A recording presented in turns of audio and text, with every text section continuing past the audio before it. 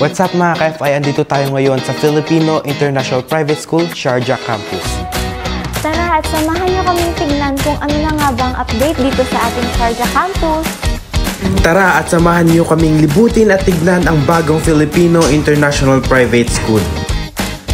As you can see here on the video, andito tayo ngayon sa harap ng Filipino International Private School. And as we go in, you can see our reception, and on the right side is our principal's office. At syempre, simulan natin dito sa hallway sa ground floor.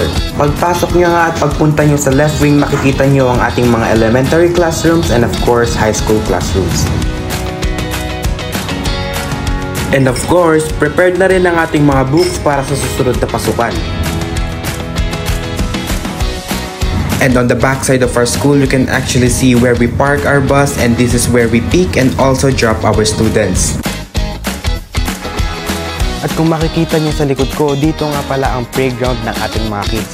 Makikita nyo, napakaganda at napakalawak. At tignan nyo nga naman kung gaano kalaki ang ating canteen.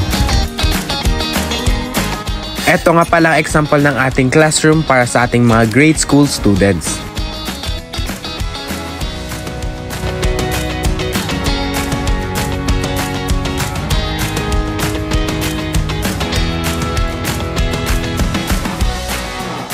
Dito naman sa likod ko ang classroom ng ating senior high school students.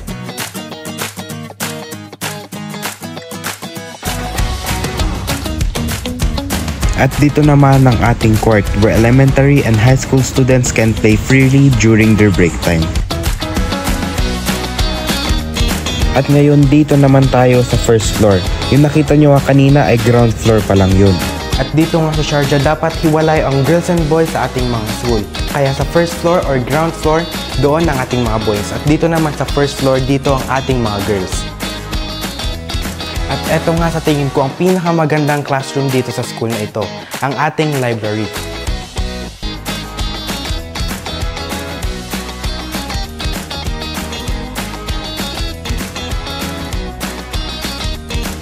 And dito naman sa part na to ang ating biology classroom or laboratory. At makikita nyo meron na nga tayong iba't ibang kagamitan.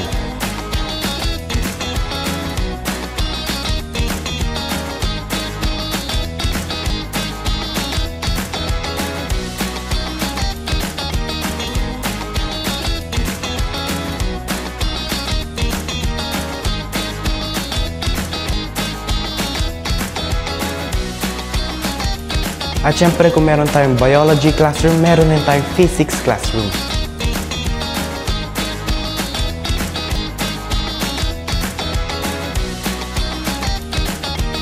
At dito naman na example ng ating girls classroom.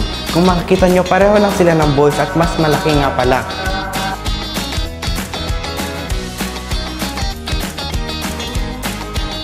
At eto nga pala ang ating napakalaking function hall kung saan tayo magagather tuwing may event.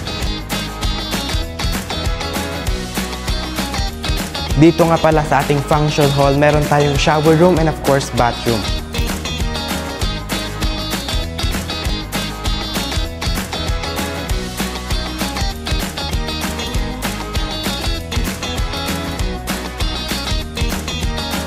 At syempre, meron rin tayong prayer room para sa ating kapwa Muslim students. And we can't wait to see students roaming around this big school next school year. And that's it for today's vlog, guys. See you next time. Bye!